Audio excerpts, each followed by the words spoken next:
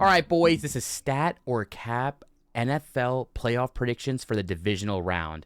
Last round, I thought we did pretty good, bro. What do you think about that? How do you think we did last round? I don't think my predictions were very good last time. You though, you know ball, I guess. I mean, the Bears one was me being a little biased there. I think the one that I feel good about was the Texans, probably getting the Texans one right, going on the road there. I know they were favorites in the game, but, I live with a Steelers person, so he was telling me all week he was confident, he was into it. So I was a bit surprised by the exact blowout. I was thinking like a 27-10 maybe, but that was pretty crazy. So overall, I think we did pretty well. The divisional round, the wild card round is pretty difficult overall because you're getting teams who, first time in the playoffs and stuff like that. So we'll see how it goes for the divisional round here. So the first game we have is the San Francisco 49ers and the Seattle Seahawks. Me personally, I think I'm leaning the Niners more, and I think the reason I'm thinking that is because of Shanahan. Personally, just Shanahan. I think if you compare the teams enough, you'll probably get a lot of similarities, right? Quarterbacks, I think I lean Purdy. Running back, I think I lean McCaffrey like heavily. I think the Seattle run game overall is good, but I think when it comes to just a pure playoff idea here, I'm thinking just pure McCaffrey going crazy in this game. Wide receivers, I'm going to give that to Seattle there, and then defense, very heavy on Seattle's defense. So I'm thinking low-scoring game, but in a low-scoring playoff game, I want the team that I think can make more explosive plays, and I think that's going to be the 49ers in this game. For me, I would have to go with the Seattle Seahawks. I just think Seattle's more well-rounded than San Francisco, especially now that San Francisco is so banged up. I think now in this game, the injuries finally catch up to San Francisco. And then plus Seattle's been pretty dominant at home all season long. So yeah, give me Seattle here. Yeah, fair enough. I think this might be one of the harder games in the sense of really trying to figure out, like, if you argue for either team, it just seems like there's another argument against you right away. That's how, like, close these teams are. We got a divisional game, or we got an actual in-division game for the divisional round, so that game's going to be spicy. I'm excited for that one. Next game we have is the Los Angeles Rams versus Chicago Bears. I'm gonna lay it out like this. The Bears are obviously not the better team in this game, right? Actually, I think it's just a fact. They're not the better team in this game. I think, if anything, they have the more fun team in this game, right? People are excited about Caleb Williams. But as a Bears fan, you can't just erase memories that happened this year, right? Yes, the throw on 4th and 8 was sick. Yes, the comeback was awesome. But the Packers don't have anyone like Puka Nacua, right? They had Romeo Doubs destroying us, Christian Watson destroying us. Jaden Reed should have destroyed us, but he dropped that ball on that last drive. I don't know what the Bears' plan is for Puka Nacua, and I've stayed up all night, thinking about what the plan is going to be to stop Puka Nacua. And on top of all that, they have Devontae Adams, and before any Bears fan tells you anything about Devontae Adams, we have PTSD. We don't forget what happened back, in the mid-2000s with Devontae Adams. So I'm severely worried. I want to just get all that out there. With all that being said, I'm going with the Bears, right? I'm a superstitious person. You think I'm going to go against the Bears this game to be cute or something? No. Bears are winning this game still. I'm not even going to do the cold weather stuff. I know a lot of people are going, oh, cold weather, Stafford in cold weather. I think the way the Bears can win is possibly running the ball. Like, they have to run the ball, keep Stafford off the field, and just pressure him. You don't have to sack him. You don't have to really hit him hard. Just be in his face. I need Austin Booker, Montez Sweat in his face, and I'm hoping that can make, that can make a good result for us then. I'm hopeful, as you can tell, but Bears win. Good take. I wouldn't expect anything less from a Chicago Bears fan. But me, I have to go with the Rams here, more realistic here. Stafford, MVP candidate. Their offense has been crazy. The Bears, even though the Bears, I'm a Caleb Williams supporter at this point. I like what the guy's doing. He's crazy. He's phenomenal. He is the next guy up in Chicago for sure. It's been a fun ride for sure, but here is where the ride ends. I'm sorry. Give me the Rams. I just think Sean McVay is a phenomenal coach. Ben Johnson, I will give Ben Johnson his flowers as well, but I just think the mismatches, it's clearly on the LA side. At the end of the day, though, the Bears are a great team. Don't get me wrong. So I would not be surprised in the slightest if they come through and win this game. But give me the Rams for now.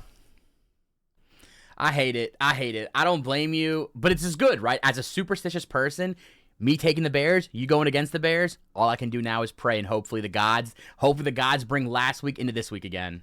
The Buffalo Bills and the Denver Broncos. I've been looking at this game the entire time we've been recording, and I really still have not fully decided what I want to back. So I went against the Bills in the first round, and I did that because I thought Jacksonville's defense was a little bit underrated. I thought Jacksonville's offense was playing pretty well, and they were at home.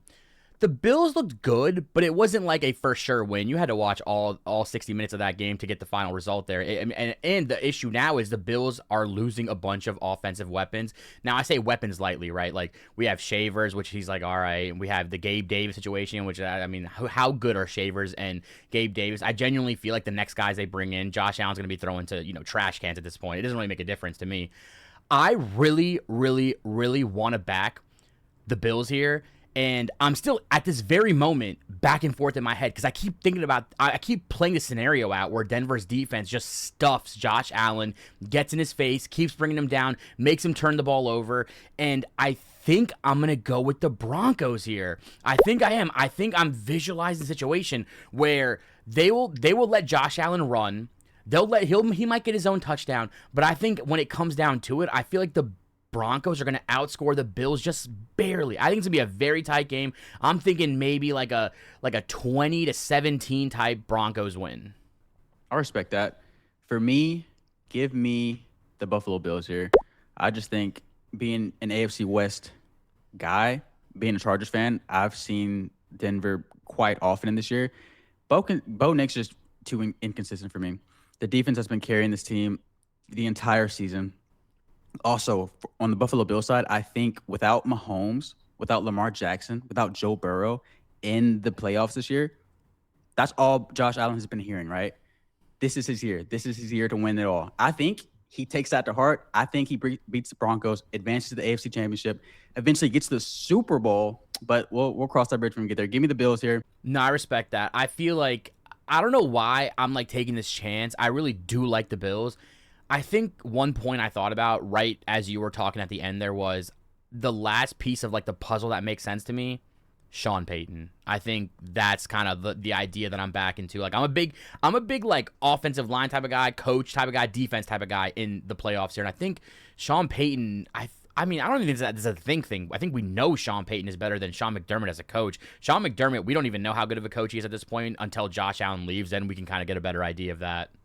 And finally, we have the Houston Texans and the New England Patriots. This one is a bit interesting, right? Because if we try to utilize or try to use the last two games that these two teams played last round to kind of judge our, evaluation of these teams, it's like the Texans, right? What do we think? Insane defense. We already knew that, though. But one thing that was shocking was C.J. Stroud was very, very, like, what's the word we want to use? Nervous?